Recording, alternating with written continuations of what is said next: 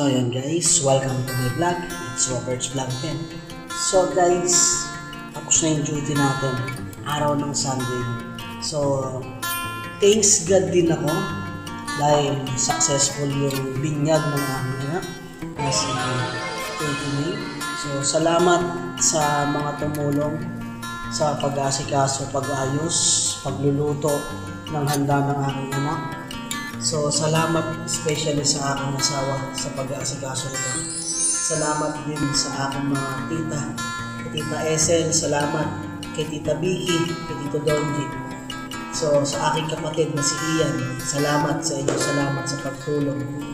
So, salamat din sa aking ganan kay Mama na umuwi pa sa aking bahay galing ng Samang para tulungan ang aking asawa. Salamat po sa inyo lahat. So, tapos na yung ating duty ngayon. At masaya ako naging successful yung binyag ng aking anak. So, yan.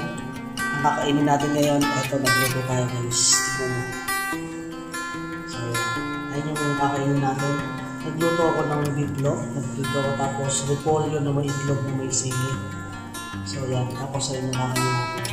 Bumili din tayo ng juice kanina. Yung lada. Orange. Yung tubig natin. Siyempre may waga natin. Mang Tomas. So, guys. Thank you for watching. Dito lang kay Robert's Vlog.